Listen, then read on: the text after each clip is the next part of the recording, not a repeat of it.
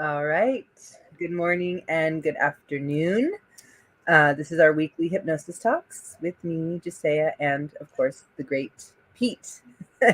And today we've decided to talk about some ways to listen inwards. And we're working on a new format where we're just going to sort of present a topic, and then Pete will take us through an experience. And then afterwards, we will discuss it for people who are trying it as clients or, doing a self hypnosis, and also for practitioners.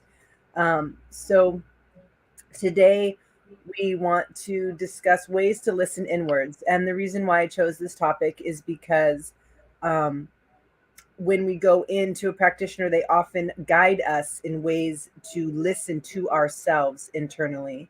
And more often than not, we have the answers inside of us. We just need the guidance pathway or permission to listen to them and believe in their validity. And so I thought today it would be nice to go through a experience with Pete, and then we can, of course, talk about it. Anyone who's watching live can, talk about your experience or ask questions, and then, of course, anyone who's watching afterwards could do the same. So we'll go ahead and pass it over to Pete for now. Ways to listen inwards. Yeah. And I love listening inward just for the fact that we all live in such a fast paced world, right? That it's so easy to overlook the importance of slowing down. You know, if we think of everything going on, like even like my day today, like here it is noon. And since I got up at 6:30 to now, I've just been bombarded with external things, distractions, whether it's the phone or even my daughter in the morning or, work and phone calls. Like so much stuff happens around us. And very rarely do we take the time to pause, to go within, to just listen to our thoughts, our feelings, our desires, right? And that's realistically the importance of going inwards. And so, for this moment of whether you want to call it self reflection, introspection, right? When we do this, and everyone listening, as long as you're in a safe and comfortable spot, kind of important. You don't want to be somewhere where you're just going to feel awkward doing this. But essentially, all we're going to do is just get nice and comfy where we are. We're going to take that deep breath in. Then we're just going to slowly exhale, just closing our eyes. Now, some people wonder why we close our eyes, and essentially it's because it allows us to tune out some of the outside distractions. See, it allows us to focus maybe on the sound of my voice. Maybe it allows you to focus on the thoughts or what you're feeling. But as we go inwards, maybe you get to feel the gentle rise and fall of every breath. See, maybe you feel it moving through your nostrils. Maybe you take those full belly breaths where you feel it just expanding your whole body. And then when you exhale, you're just feeling it let go, feeling it being released from your body. And maybe your mind can begin to wander, to drift on something you've been thinking or feeling or desiring for a while. So maybe when we go inwards, we can be playful about it. We can look at that thought or that feeling or that desire and turn it into an animal. Even if we think of an animal as big as an elephant, we can still shrink it down so it can fit into your palm of your hands. Because just for now, just imagine you get to hold that animal right in the palm of your hands. You get to look at it. Maybe you realize how small it is in this moment, knowing later if we need to, we can make it bigger or we can continue to make it smaller. But just listen to this animal. Listen to why it's here, what it wants, what it needs to feel. See, as you just allow yourself the space now to listen, this is your mind's time to process the emotions. Maybe it uncovers that passion. Maybe it's here just to identify how to fulfill this animal.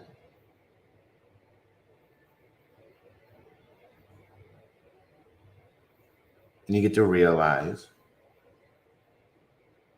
that as you look at this animal in your hand, for now you get to decide what to do with it. See if it's a thought you want to keep exploring later on. Maybe you put it somewhere safe so it knows when to come back out. Maybe you get a little timer so it knows come, let's say 6 o'clock tonight when things are quieting down, it gets to come back out on its own. And you get to look more into this animal. Maybe you already know you love this animal and you just wanted to stick around forever. So you get to make it as big as you want. It could take up your entire room from floor to ceiling, from wall to wall, and every space in between.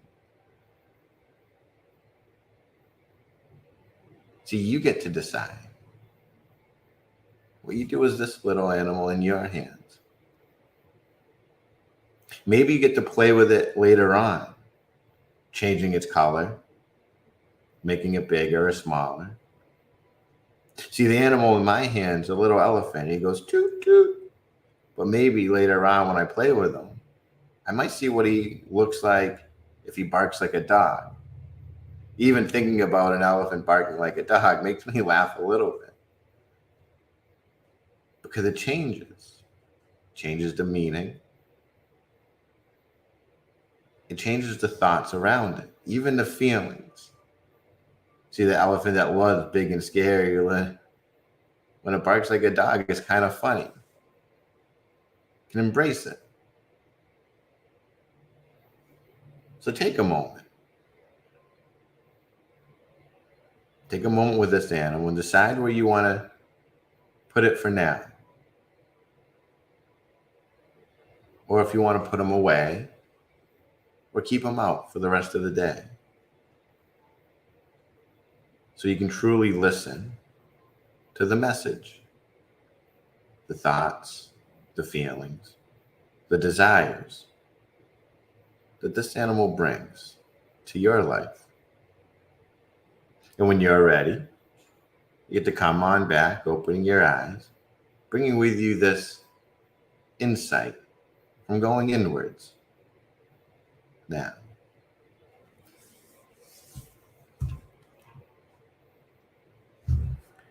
Very nice. I like that one. For the people who are viewing, we'd love to just hear. You don't have to tell us specifics, but did you do it? And if there's anything you want to share, please do. yeah. A couple things that I noticed were, first of all, now I hope I can remember, but when the animal came, my first thought was, why this animal? Then you said something like,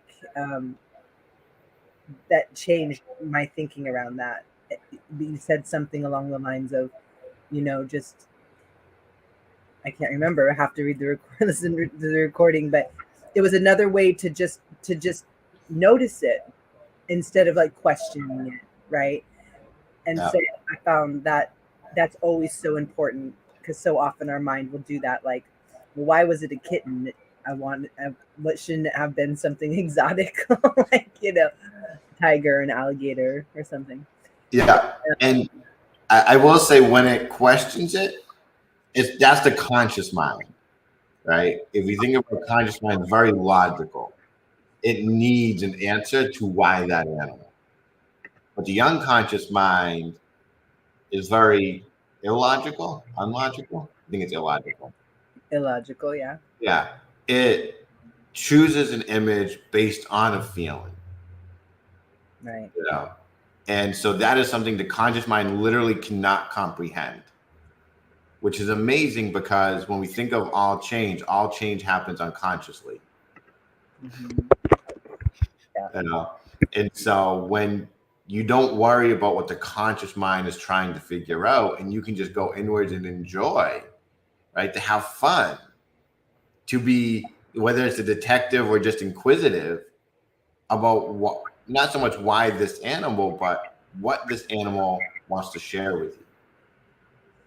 Well, and so that was, that was the thing when you said something else along those lines, and I noticed, the animal in my hand and the way that it was turned and how it was looking at me, and like, what it wanted, and I'd love to, talk a little bit about the power of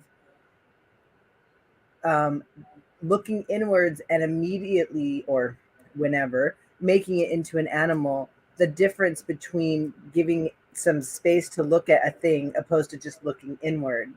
Because I feel like through that experience, it just, you go in and you just see what comes out opposed to staying in and investigating in. So I was curious, So share about that.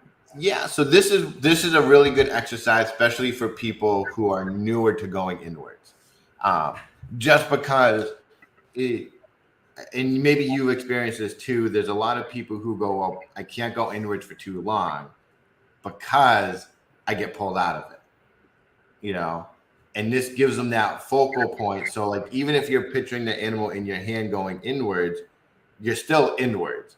It's kind of like that magician's distraction, right? They're having you look over to the left when it's really happening on the right.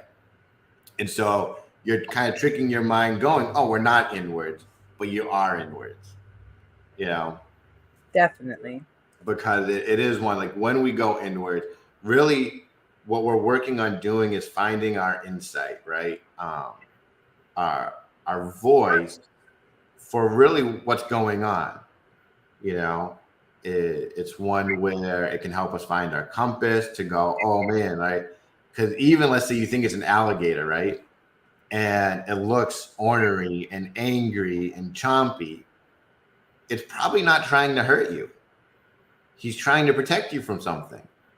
I think that's what you asked. It was like, what does the animal want or need? And I feel like that's a different question than like, what is it or why is it here? Like, initially my mind said, why is it here? But then you ask, what does it want or need? And then all of a sudden there's a changed focus and investigation into what does it need? Because that's a bigger question than why is it here? Way bigger. Yeah. And like more informative and more inquisitive and even more compassionate. There's Yeah. that a judgmental way of why is it here, and there's a more compassionate way of what does it need. And then there was another part that was interesting. Then, you gave us these ideas of how to, that you can expand it, make it smaller, change its color, make a different sound. And I felt like for that, it reminds us that we are also the curators of our lives, even though it feels so often that we're just being pushed around by the universe, that we still have, you know, um, things that come up in our minds. Then we have this opportunity to say, what if it does this? What if it does that? And moving and shaping it around. And for me, I noticed the position of the animal in my hand. And I decided to change its position and like see what that would do, you know. And I felt like, yeah, obviously there's so much more you can do with that. But Yeah. Yeah. It again, like if we think of every image we have is a metaphor for how we feel or what we think. By changing an aspect in it, it changes the whole thought and feelings around it.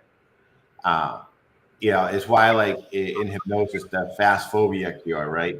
is to run through something backwards, you know. And when we think about that, like it's one where my wife, she's on TikTok a lot, and she's always like, "Look at this funny video.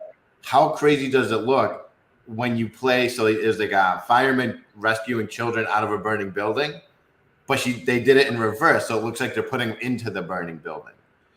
And how does that change the message, right, of what's going on, the narrative, the story, right? Now, as if they're these firefighters saving the day, it looks like they're putting children into a burning building, and it changes everything, you know.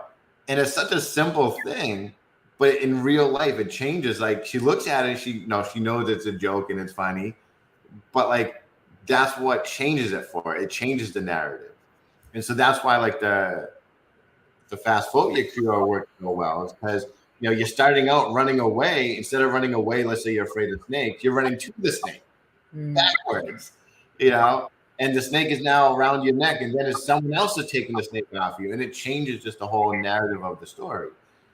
So when we're here and we're just playing with our animal, right, and we change little things about it, what we're doing is we're changing the narrative, right? We're changing the story that it was originally trying to tell us. And a lot of times we can change it for something better, right? Because let's say it is something scary, right? Let's say we're having a thought of like, man, like I'm gonna, I don't know, lose my house, or I'm going to, have to find a new job because I lost this job, right? That's scary. But let's say you give it a little honking sound, like a rubber duck type of honk, it changes the story. It changes the animal. So it's no longer scary. It's a little bit funny. Now, that obviously doesn't solve like, oh man, I got to go find a new job, but it makes it less scary to go out and get a new job, to put yourself out there, I have to say, even just you saying that, I was feeling losing a house or a job and the scary, and then you said to put the honking, and it made me laugh, and then I felt the funniness, almost like a clown with a tuba just kind of following you around. It's like all of a sudden, yeah, I still need to find a job and a house, but you put something else in there. I think that's super powerful. I'd love to just talk about that for a few more moments. Like, could you give us some more examples of, I guess, changing the narrative? I think I just want to highlight this concept, and of course we'd have to go deeper into it, but something that feels scary, what if you add this, like, honk, or it's one where any Harry Potter fan out there will intrinsically have learned this behavior if you read the books or watched the movie. So I forget which one it is, but they talk about a creature in it called the Bogart, right, which takes the form of your biggest fear. And the way you overcome it is you say ridiculous, and you imagine it wearing or doing something different, right? So one of them was one of the professors, big, scary, professor, and then they had him put on their grandmom's clothes or something like that, right? And all of a sudden it was funny. That is literally what we just did, right? In that moment, for something scary to not scary. And it's amazing because like that technique has been around since the 60s, right? But it's so effective that, yeah, like you can put it in movies and books and just in our lives. And sometimes it helps to say that spell like ridiculous to whatever's in your hand to change it, right? Because it might be so scary where you're like, whoa, I don't even want to touch it, like, but if you go, oh, I got a magic wand, right? Because ultimately we have unlimited tools inside us to do whatever is needed, to be able to go, oh yeah, we can do that, right? Little tap of the wand, poof, it changed into, from a rhinoceros to a little duck, right? When it does change, it changes everything about it. But sometimes we go, Pete, like, I don't even want to hold it, right? Like, if it was like real life, like a tarantula isn't something I'd want to hold, right? And so in my mind, if I was like, oh man, this is so scary, it's like a tarantula, I wouldn't want to hold it in my hand. So what I can do is go, well, maybe I can imagine it in its natural habitat, right? And what's on the other side of his habitat? And what will change if I bring him from his habitat to a new one? You know, anything we do to change, you know, anything will ultimately change the meaning. And it's all, again, it's all inward stuff, right? It's one where, you know, besides me saying have it become an animal, everything else was just your inward speaking to you. Yeah. You know? So I feel like we definitely need to, I think that next week would be great to talk about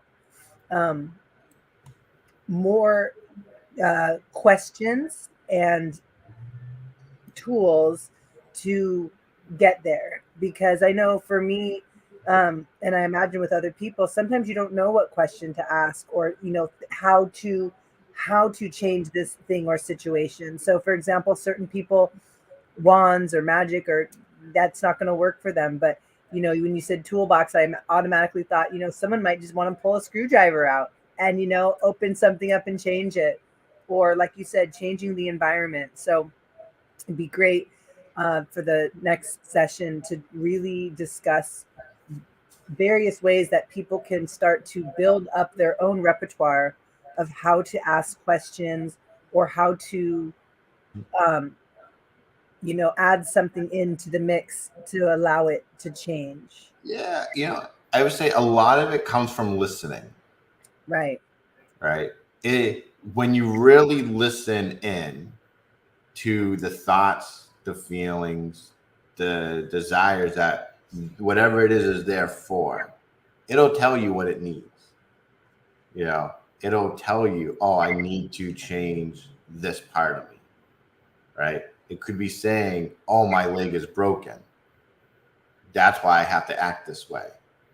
You know, it as you listen, that's where whether you want to be a detective or whatnot comes in, because when you listen, that voice, that animal, that feelings, the thoughts, they will tell you what is going on. You know, because again, like at that moment, the world's your oyster. There's no limitation on what you can do, right? Like let's say it's an animal with a broken leg, you could bandage it, you could pop off the leg and put on a brand new one, right? You could swap it out, so maybe it's just magically healed. You know, maybe you had to be a doctor and you take x-rays of it and realize, oh, it's not broken, it's just dislocated. You know, but it only comes from when we listen. Right. You know. Yeah. Well, it's just to kind of conclude for today, there's so many ways to listen inwards, and there's so many ways in to get there. And I know that for some people it's very easy and simple, and for other people it seems impossible. And there's various obstacles, whether it's your fear, whether it's your thinking mind, your judgmental mind, and a plethora of other ideas of possibilities that could be blocking you. But um, the listening inwards is seemingly just one of the biggest keys and foundations. So I hope that people who are listening, that you try it, and you can definitely just kind of go back in the video again and just listen to Pete. It's always amazing to use the resources that are around that you have until you start to understand how to do it yourself. And then we'll just keep building on more and more tools and more questions and ways. For me, is having that animal in my hand and saying, what do you need, opposed to why are you here? And also having the opportunity to change its body position from where it was to another position, and seeing how that goes. Those two things you can go far with. So we'll just conclude for today. And always, anyone reach out to me or Pete with any questions or anything through social media. all the platforms that are there. And thank you, Pete, so much. And I'm definitely looking forward to next week and maybe even the week after. I think this is a really good tool bag to work on and to just keep throwing into the mix. You know, all the various ways and questions and really the biggest point I'm wanting to make is these are all things that give us the what do you call it, like the power to be involved in our story, right? And sometimes it's as simple as, like you said, I mean, it's like in this real world we think, oh, a leg is broken, I could bandage it or take medicine. But in this inward world, you can just pull the leg off and put a new one on, and that will literally change aspects of the belief and the mind. And you know, like you said before, like working on changing the narrative, and that the change happens unconsciously. So that's, I think, a really cool thing is we're getting out of that logical mind and getting into that unconscious and that belief system where you can just pull a leg off and put a new one on, or make a kitten bark, or make a frog meow. Um, so yeah. Any last words from you today, Pete? Yeah, the big one is make time for this, right? This can make the biggest difference of you ending the day on a really good note or starting the day on a really bad note, right? Is just take the time. And again, it's not like you have to take an hour. You might only have 5 minutes, but you know what? That 5 minutes is better than no minutes, you know. But you have to make the time, and it's not selfish to take the time. It's one of the least selfish things we can do. Something my family hates that I say all the time is you got to be selfish to be selfless. And essentially, what it is sometimes you got to take care of yourself so you can give other people the best you. Because if you're only running at 10%, you can't give people 100. So Yeah. you got to make sure you get yourself up there to help others. Yeah. And as you said earlier, you know, set an alarm for 6 p.m. and go back to that animal in your hand. So, you Yep. know, maybe consider even having an alarm set for once a day or twice a day to just do a few minutes of this inward work. Yep. So, right on. Well, thank you. And thanks for everyone for listening. And we'll see y'all next week. Thanks, Pete, for Yes. being here, as always. Ciao. Bye.